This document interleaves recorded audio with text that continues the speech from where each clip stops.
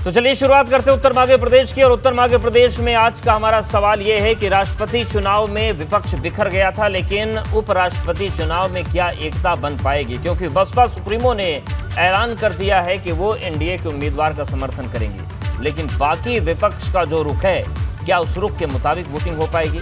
और किस तरीके से 2024 की तैयारी होगी विपक्षी एकता की? यह उत्तर मध्य प्रदेश।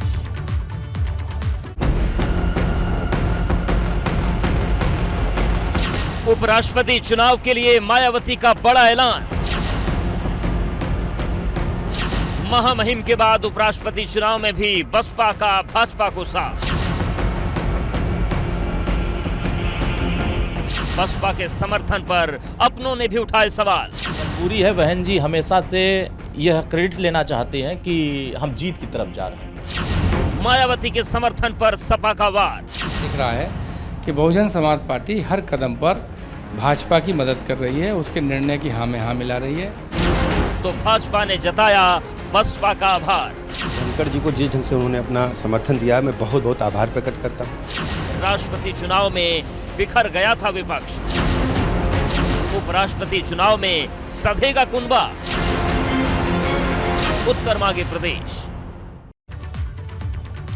तो चलिए मेहमानों का रुख कर लेते हैं। हमारे साथ हैं सपा प्रवक्ता मनोज काका जी, प्रियंका गुप्ता जी कांग्रेस प्रवक्ता हैं, और मलूक नागर सांसद बसपा हरीश चंद्र श्रीवास्तव जी प्रवक्ता बीजेपी। आप सभी का बहुत स्वागत है। और सबसे पहले हरीश चंद्र जी आपके पास ही आ रहे हैं। बसपा ने ऐलान कर दिया है और सपा ये आरोप लगा रही है कि बसपा तो केवल पिछलग्गू हो गई, भाजपा की हर कदम पर सत्ता पक्ष का साथ दे रही है। ये भारतीय जनता पार्टी के यशस्वी प्रधानमंत्री जी का संकल्प है, सबका साथ, सबका विकास, सबका विश्वास और सबका प्रयास। और आप देखें कि जो महामहिम राष्ट्रपति का चुनाव था, तो उसमें जो निर्णय एनडीए प्रत्याशी के रूप में भारतीय जनता पार्टी नेतृत्व ने किया, उसको व्यापक समर्थन मिला और सर्वाधिक वोट मिले। यह भारतीय जनता पार्टी की नीतियों और निर्णय की सफलता कही जाएगी। ठीक इसी तरह जो महामहिम उपराष्ट्रपति का जो चुनाव है, उसमें भी आदरणीय जगदीप धनखड़ जी को बसपा के सुप्रीमो ने अपना समर्थन देने का ऐलान किया है। यह अपने आप में इस बात का प्रमाण है कि भारतीय जनता पार्टी के नेतृत्व ने जो निर्णय लिया है, उसकी स्वीकार्यता का परिणाम है। और जिसको इस महनीय पद के लिए प्रत्याशी बनाया है, उसकी पात्रता को लेकर के और उसकी स्वीकार्यता को लेकर के यह एक बड़ी बात है जो मायावती जी ने जो घोषणा की है जी। और अन्य विपक्षी दल भी, मुझे ऐसा प्रतीत होता है कि बहुत सारे विपक्षी दल भी उनके समर्थन में आगे आएंगे, बिल्कुल समर्थन में आएंगे और एनडीए प्रत्याशी को मजबूत बनाएंगे। मलूक नागर जी आपके पास आ रहे हैं। जिस तरीके से जो बसपा सुप्रीमो, उन्होंने पहले राष्ट्रपति चुनाव में द्रौपदी मुर्मू जी के समर्थन का ऐलान किया, अब उपराष्ट्रपति पद के लिए समर्थन का ऐलान किया है। आप लोगों को निर्देश आ गए हैं कि आलाकमान से? और दूसरी बात जो सपा कह रही है, उस पर रिएक्शन आपका चाहेंगे। सपा ये आरोप लगा रही है कि बसपा तो सत्ता पक्ष के पीछे पीछे चलने लगी है।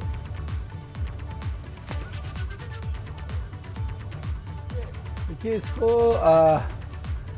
समझने के लिए पीछे जाना पड़ेगा थोड़ा सा जी। कि राजस्थान आज की विपक्ष पार्टियों में मुख्य रूप से कांग्रेस है। हम राजस्थान में पिछले 2004 से 2010 वाले जब चुनाव में भारत सरकार को सपोर्ट कर रहे थे कांग्रेस को, वो हमारे कांग्रेसी विधायकों को तोड़ के ले गए वहाँ राजस्थान में। अभी पिछले दिनों हमारे 6 विधायक थे और हमारे डांका डाल लिया और तोड़ के लेगी कांग्रेस वहाँ पर राजस्थान में। तो फिर भी आप ये चाहते हैं कि हम कांग्रेस के पिछलग्गू हो जाएं? एक तो ये बात समझनी पड़ेगी और दूसरा समझना पड़ेगा कि जो हमने महामहिम राष्ट्रपति जी के कैंडिडेट को समर्थन दिया है, वो दलित हैं। और दलितों में जो एसटी कार्ड से संबंधित रखते हैं, आदिवासी हैं, जिसमें हमारे बहुत ही ज़्यादा लोग देश में हैं। और कुमारी बहन मायावती दलितों के लिए, पिछड़ों के लिए हमेशा लड़ाई लड़ती रही हैं, तो वो समर्थन किया। और कांग्रेस के पिछलग्गू नहीं रहे। अलग हमारी आइडेंटिटी है, आइडियोलॉजी अलग है। और कांग्रेस जहां तक अपने प्रेसिडेंट को नहीं बना पा रही है पार्टी के, तो विपक्ष की भूमिका क्या होनी चाहिए उसको वो सही तरीके से निभा नहीं पा रही हैं। और जहां तक बात है अभी ये उम्मीदवार, अभी पिछले दिनों जब रिसफल हुआ था तो माननीय प्रधानमंत्री जी ने आकर के पार्लियामेंट में ये कहा था कि इतने दलित मंत्री बनाए हैं और इतने पिछड़े मंत्री बनाए हैं। तो हमारी पार्टी दलितों को, पिछड़ों को, मजलूमों को, कमजोरों को, कुचलों को, दबे कुचले लोगों को, अकलियत के लोगों के हमेशा साथ खड़ी रही है और पूरा जोरदार उनकी वकालत करती रही है। तो आज अगर पिछड़े समाज के कैंडिडेट को कैंडिडेट बना दिया है, जैसे चौधरी चरण सिंह जी कहते थे अजगर, अहीर, जाट, गुजर, राजपूत, तो हम तो पिछड़ों के लिए, मैं पार्लियामेंट में हमेशा बोलता हूं कि जाट, गुजर, यादव, पाल, सैनी, कश्यप, सुनार, लुहार, कुमार, तमाम पिछड़ी जातियां, तो आज पिछड़े में अगर कैंडिडेट आया है तो कुमारी बहन मायावती जी बगैर परवाह करे हुए किसकी कौन क्या कह रहा है, अगर किसी का होमवर्क नहीं है तो वो पहले पूरा होमवर्क कर ले। 56% लोग हैं देश में पिछड़े, अगर राजनीति करनी है को बुलंद करना है तो मदद कर रहे हैं। और हमको मनोज काका जी अब आपके पास ही आ जा रहे थे, मैंने पहले सोचा था प्रियंका जी से जवाब लेते हैं, लेकिन आपके पास आ रहे हैं क्योंकि वो कह रहे हैं कि साहब मैं खत्म कर रहा हूं साहब, मैं खत्म कर रहा हूं बस। तो हमें पिछड़ों को और दलितों के लिए वकालत लड़नी पड़ेगी, और जो बगैर मतलब के विरोध करते हैं सहमति बना लेनी चाहिए ऐसे इश्यूज पे। अगर बगैर मतलब के विरोध करते हैं, दलितों का विरोध करोगे, पिछड़ों का विरोध करोगे, अरे चुनाव आगे कैसे जीतोगे, कैसे विपक्ष में ये एक बड़ा सवाल हो जाएगा। और ये भाजपा या आज की सरकार बिल्कुल ऐसी मजबूत स्थिति में आ जाएगी। हमें बचाने के लिए बेसिकली हमको मजबूती देनी है, तो ऐसे समय पे सही निर्णय लो। मनोज काका जी, जो बात सांसद मलूक नागर जी कह रहे हैं कि अगर आपको भाजपा की मजबूती को रोकना है, उनको सत्ता में आने से रोकना है, पहले पिछड़े समाज को मजबूत करिए जिसकी भागीदारी बहुत ज्यादा है। आप लोग बिना किसी रिसर्च के, बिना किसी शोध के आरोप लगा रहे हैं बसपा पर सत्ता के पीछे जाने का। प्रत्यक्ष को किसी तरह के प्रमाण की कोई आवश्यकता नहीं है। मलूक नागर साहब सांसद हैं, देश के सदन के सदस्य हैं, और इनसे इस तरह की बातों का निराधार गैर वाजिब बात कर रहे थे। अरे भारतीय जनता पार्टी ने तो मायावती, बहन मायावती को इतना तंग किया कि उन्होंने राज्यसभा से इस्तीफा दे दिया। ये इनको याद है कि नहीं याद है? तो जो भारतीय जनता पार्टी एक दलित समाज के बेटी को चंद शब्द राज्यसभा में बोलने ना दे हो, भारतीय जनता पार्टी से आज ही जाकर के वही बहन मायावती, ठीक, इस बात पर मलूक जी जवाब देना चाह रहे। मलूक जी, आप क्या कहना चाह रहे हैं? मैं मेरी पहले सुन लीजिए। देश के इस पे हम थोड़ा काउंटर ले लेते हैं। मायावती जी को लेकर जवाब ने बोला और प्रत्यक्ष को प्रमाण की आवश्यकता नहीं होती। सुनो, मैं बोल रहा, मैं जवाब दे रहा हूं। सब आपने कहा इनकी प्लीज बात को रोको, इनकी आवाज को रोको प्लीज।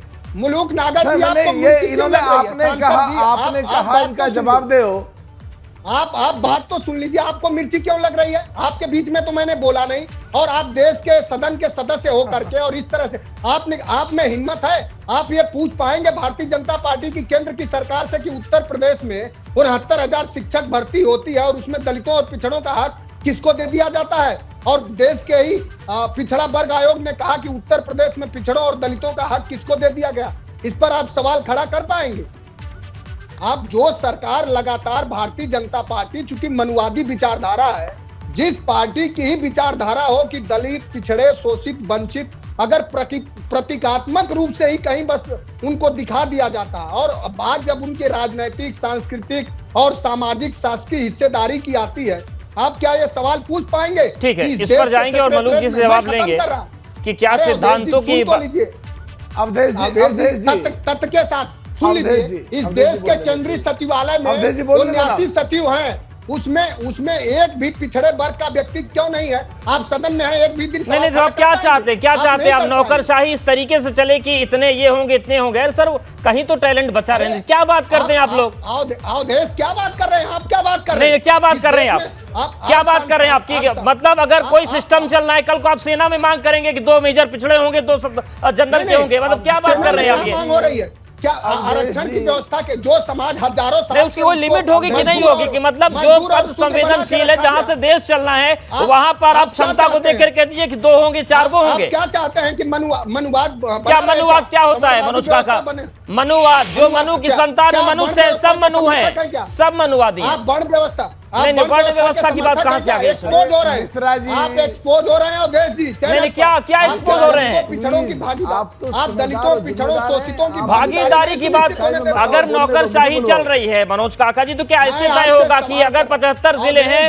मैं आपसे सवाल कर रहा हूँ अवधेश जी, सुन लीजिए, बहुत शालीन पत्रकार हैं आप, कि इस देश में 5000 साल तक दलित पिछड़े को शूद्र क्यों रखा गया? और कौन सी व्यवस्था थी? उसके खिलाफ आपने आवाज क्यों नहीं उठाई? लोकतंत्र आ गया है कि नहीं मनोज काका जी? कहाँ आप जी रहे हैं 10,000 साल पहले? लोकतंत्र आए कितना साल हो गया? कितने साल हो गए? लोकतंत्र यही तो आया है। ठीक है, मलूक जी आपके पास भी आएंगे मनोज काका जी, प्रियंका जी के पास अभी नहीं गए। मलूक नागर में अगर हिम्मत है तो ये सवाल खड़ा करें कि 42 केंद्रीय मलूक जी आएंगे आपके पास। प्रियंका जी बिल्कुल डिबेट में नहीं आ पाई है, एक बार उनका रिएक्शन ले लेते हैं। प्रियंका जी, जिस तरीके से मलूक नागर जी ने कहा, वो ये कह रहे हैं कि विपक्ष एकजुट हो, ये सभी चाहते हैं, सपा भी चाहती है, कांग्रेस भी चाहती है, लेकिन जब कांग्रेस का हमने सपोर्ट किया तो उन्होंने हमारा विधायक तोड़ लिया, तो विपक्ष की एकता कैसे होगी?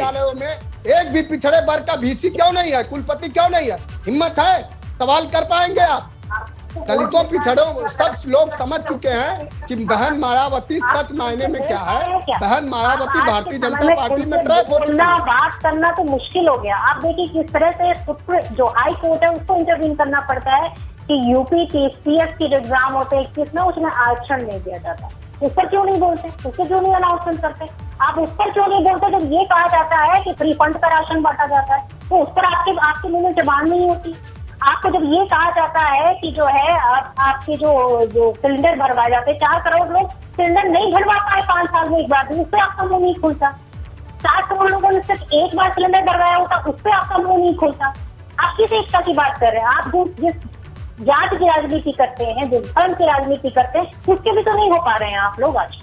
सबसे बड़ी चीज है, अगर आप अपना जो है एक किसको वोट दे रही है इसका अनाउंसमेंट कर सकती है, तो इसका भी अनाउंसमेंट कर सकती है कि आप पिछड़े हुए लोगों के साथ जो अत्याचार हो रहा है, कहीं जो आरक्षण काटा जा रहा है, उसके बारे में क्यों नहीं बोलते? आप उसकी राजनीति कर रहे हैं, जितना खा रहे हैं उसी के साथ भी खड़े हो गए हम पा रहे हैं। और आप बात करते हैं एकता की, आपके मुंह से एकता की बातें शोभा नहीं देती। आप खुलकर उनके समर्थन में चले जाइए ना, गठबंधन हो गया। ठीक है मलूक जी, देखिए दोनों लोग आप पर सवाल उठा रहे, एक छोटा रिएक्शन दीजिए, ब्रेक का वक्त है, फिर से वापस आएंगे। मनोज काका जी भी आप पर सवाल उठा रहे हैं और प्रियंका जी भी वही कर रही हैं कि अगर एकता की बात करनी है तो सिद्धांतों पर आगे बढ़िए।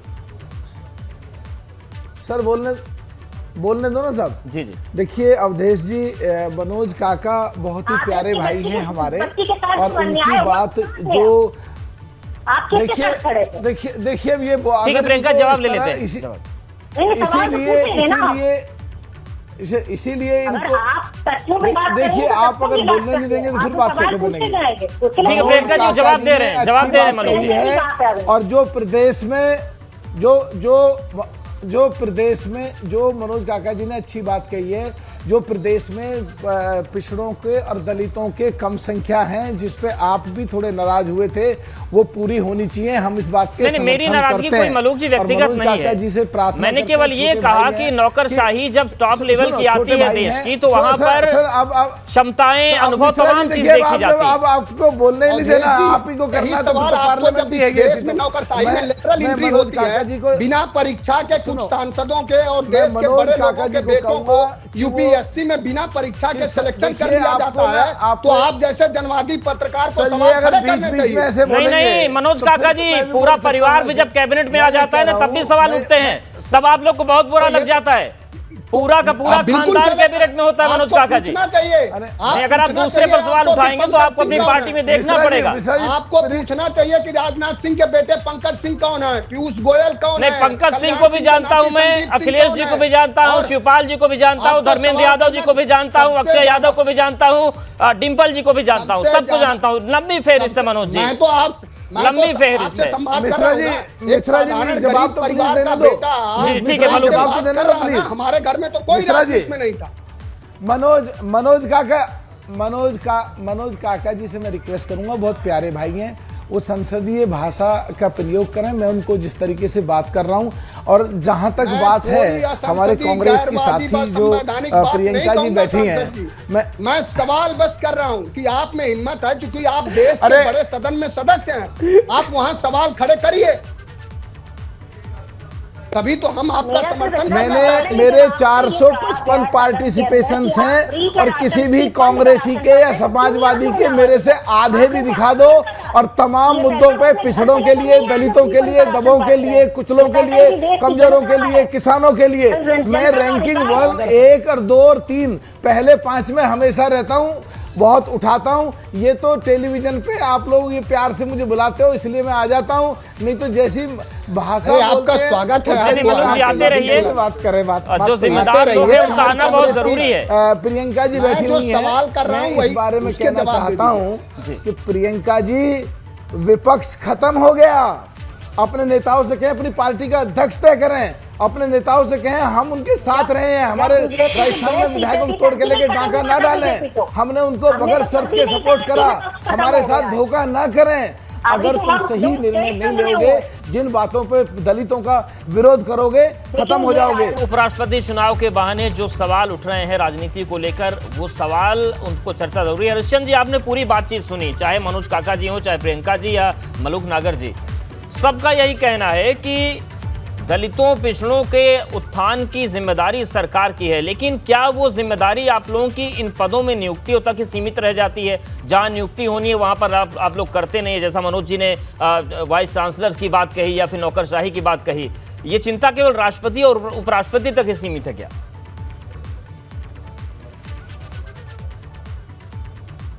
नहीं, बिल्कुल नहीं। तो देखिए, ये जो एक राजनीतिक एक नकारात्मक एजेंडा सेट करने का विपक्ष का जो एक चलन बन गया है, उसके तहत विपक्ष इस तरह के आरोप लगाता है। जिन निर्णयों का सारे विपक्ष को अभिनंदन करना चाहिए कि एक आदिवासी समाज से अगर इस देश की महामहिम राष्ट्रपति बनती हैं, सर्वोच्च संवैधानिक पद पर बैठती हैं, तो पूरे विपक्ष को एक मत होकर के उनका समर्थन करना चाहिए था। लेकिन ये सब तो दूर रहा।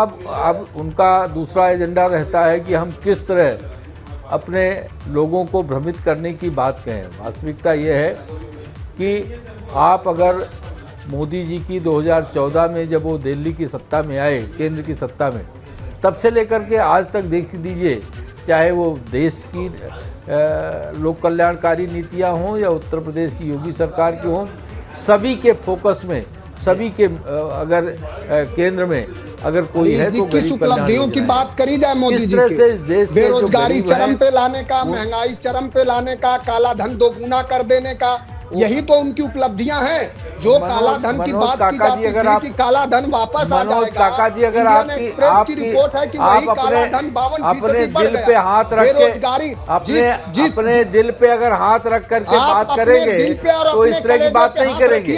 महंगाई कोविड के चलते है और वैश्विक मंदी है, वैश्विक मंदी है। आप कलेजे बात रख करके नहीं कह रहे, आप तो सामाजिक पार्टी के प्रवक्ता के नाते नकारात्मक बातें बोल रहे हैं। लेकिन जब आप अलग हटते होंगे तो ये बात जरूर कहते होंगे कि मोदी सरकार ने जिस तरह से कोरोना के चलते भी, कोविड के चलते भी जिस तरह से देश और प्रदेश को संभाला, जिस तरह से अर्थव्यवस्था को संभाला, वो अपने आप में अभिनंदनीय है। लेकिन आपको तो केवल आलोचना करनी है, आपको तो अपना फ्रस्ट्रेशन निकालना है, क्योंकि आप सत्ता में नहीं आ पाए। तो ये फ्रस्ट्रेशन समाजवादी पार्टी वो अनर्गल और झूठे और थोथे आरोप लगा करके निकालना चाहती है। लेकिन ये देश की जनता बहुत जागरूक है, संवेदनशील है। ठीक है, थोड़ा जवाब देंगे छोटे-छोटे। ये बताइए कि क्या आप बसपा समर्थन कर रही है एनडीए उम्मीदवार को, तो क्या विपक्ष की एकता इससे टूट रही है? मलूक जी, देखिए, आगे का जो बात अभी सामने है, उपराष्ट्रपति जी महामहिम जो पिछड़े समाज से हैं, जो जाट समाज से हैं, जो किसान समाज से हैं, जो 56% लोग हैं, चाहे वो जाट या गुजर, यादव, पाल, सैनी, कश्यप, सोनाल, लोहार, कुमार, तमाम, उनका पूरा समर्थन कर रहे हैं।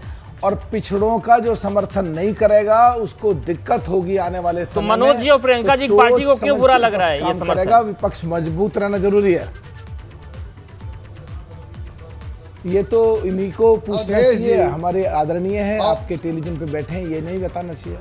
ठीक है मनोज जी अवधेश जी अवधेश जी, जब मैंने बुनियादी सवाल किया, दुष्यंत कुमार की एक लाइन है कि तुम्हारे पैरों के नीचे जमीन नहीं, कमाल है तुम्हें फिर भी यकीन ये नहीं। मनोज जी दुष्यंत कुमार की लाइन पढ़ते हैं, लेकिन ये नहीं बताते कि समाजवादी पार्टी सामंतों की समर्थक है। इन नजारों का कांग्रेस अंदाजा की ही नहीं। को समाजवादी हरीश जी पार्टी से ये की पूछा लीडरशिप जाना चाहिए आज कि इस देश में आज सामंतवादी व्यवस्था की पोषक हो गई है। इस देश में सामंतवादी बेरोजगारी नेतृत्व क्यों हो गया है। नहीं मनोज जी, आपने ये नहीं बताया कि अगर बसपा एक पिछड़े उम्मीदवार का समर्थन कर रही है तो आप लोगों को बुरा क्यों लग रहा है? पिछड़ों का उत्थान ही तो चाहिए ना, बिठाइए आप उपराष्ट्रपति पद पर। ये लोग समाजवादी सामंती व्यवस्था के पोषक हो गए समाज से हैं। मार्गरेट अलवा जी क्या पिछड़े समाज से नहीं है? मार्गरेट अलवा मलूक नागर जी। मैंने जो बात कही थी, प्रतीकात्मक रूप से किसी को रख करके और पूरे समाज की सौदागिरी कर देना। जो नरेंद्र मोदी जी ये कहते थे कि काला धन आएगा, वो काला धन 52% बढ़ गया। इस देश में बेरोजगारी 45 साल के चरम पर है। ठीक है प्रियंका जी, क्या विपक्षी एकता बिखर रही है? बसपा को साथ देना चाहिए था कांग्रेस और सपा का। देखिए बसपा ने तो हाथ खड़े कर लिए, उन्होंने कहा हम तो विपक्ष है ही नहीं, हम तो सीधे पक्ष में शामिल हो गए हैं। उन्होंने अभी यही कहा कि विपक्ष खत्म भी हो गया, इससे पहले जो डिस्कशन हो रहा था। तो अगर वो विपक्ष में है ही नहीं, वो विपक्ष को ही खत्म मानते हैं, तो फिर उनका उसी में जो गठबंधन होता है वो साफ जाहिर हो रहा है, यार कोई दो राय नहीं। पर रही बात, कम से कम आप जिसका वोट पाकर आप यहाँ सांसद बने, उनके लिए तो आवाज उठाइए, कम से कम उस जनता की तकलीफ तो समझिए। आज महंगाई है कि नहीं, ये बात आप उस जनता से पूछिए जहाँ से आप सांसद हैं। आज सदन में कह दिया जाता है कि महंगाई नहीं है, इस बात पर आप मान लेंगे कि महंगाई नहीं है? क्या दूध के दाम नहीं बढ़े, क्या दही के दाम नहीं बढ़े, क्या चावल का दाम नहीं बढ़े, क्या तेल के दाम नहीं बढ़े, क्या टैक्स नहीं लगाया गया वो गेहूं पर? पहली बार आजाद भारत के इतिहास में ये पहला है कि गेहूं पर टैक्स लगा दिया गया। उस रोटी को जो आदमी नमक के साथ भी खा लेता है, उस पर भी टैक्स है। ठीक है मलूक जी, और आपने ऐसे दल को समर्थन कर दिया, ये आपत्ति है प्रियंका जी की। देखिए मुझे जवाब देना है इनकी बात का प्लीज। जब किसानों की चर्चा हो रही होती है, गरीबों की चर्चा हो रही होती है, पिछड़ों पे चर्चा हो रही होती है, तो इनके नेता अपने नेताओं की कांग्रेस में सुरक्षा मांग रहे होते हैं। जहां तक हमारी बात है, PRS इंडिया पे ये खोल के देख लें, किसी भी कांग्रेसी, किसी भी समाजवादी के आधे भी पार्टिसिपेशन नहीं होंगे हमारे जितने। हम तमाम मुद्दों पे हमने पूरा विरोध करा है और हम चर्चा कल भी बोले हैं और चर्चा कराना चाहते थे, बेरोजगारी पे भी, हालात किसानों के पे भी, और जो दबे कुचले लोग हैं उनकी परेशानियों पे भी, और जो छोटी छोटी चीजों पे GST लगा दिया उन पे भी, और उस पे हम सब पे बोलना चाहते हैं। लेकिन ये लोग अपनी पार्टी का मुखिया तय नहीं कर पाए, इनकी स्थिति ठीक नहीं है। ये लोग पार्लियामेंट में भी मुद्दे नहीं उठा पाते। मैं चैलेंज कर रहा हूँ आपके टेलीविजन से। नहीं प्रियंका जी, बात तो सही कह रहे हैं कि जो पार्टी अपना मुखिया ही तय नहीं कर पा रही है, उसके साथ हम कैसे चले जाएं? और साथ चले जाते तो आप इनके विधायक भी ले जाते अपने साथ। जूझते हैं गरीबों के लिए, कमजोरों के लिए। प्रियंका जी वो ये कह रहे हैं कि आप लोग मुखिया तय नहीं कर पा रहे और मदद कर दे तो आप विधायक तोड़ ले जाते हैं उनके। किस भरोसे के साथ आपका समर्थन कर दे वो आपके प्रत्याशी? देखिए उनके विधायक भी इन्हें अच्छी तरह समझ चुके हैं कि ये किसकी तरफ है। तो जब उनके विधायक ही समझ चुके हैं तो फिर बात ही करना बेकार है। ये उनसे खुद पूछे जावे कि उन विधायकों से कि वो क्यों इनको छोड़ के चले गए, क्योंकि इनका तो किसके पक्ष में है, किसके पक्ष में। आप राष्ट्रपति के चुनाव में जो है आप ठीक है, यानी कि बुनियादी मुद्दों की जो बात हो रही है उसमें पिछड़ों की बात हो और उनकी मजबूती बने, ये विपक्ष का कहना है। हालांकि मलूक जी कहना है कि हम सोच समझकर और विचारधारा को समझकर पूरे रिसर्च के साथ ये मदद करने जा रहे हैं, क्योंकि एक पिछड़ा प्रत्याशी खड़ा है। आप सभी का बहुत शुक्रिया हमारे साथ जुड़ने के लिए, हमारे साथ बातचीत करने के लिए। तो उपराष्ट्रपति चुनाव में बसपा ने समर्थन दिया है एनडीए प्रत्याशियों का। हालांकि सपा और कांग्रेस साफ तौर से आरोप लगा रहे हैं कि बसपा ने अपने आप को सत्ता पक्ष के साथ मान लिया है, वो विपक्ष रहे ही नहीं।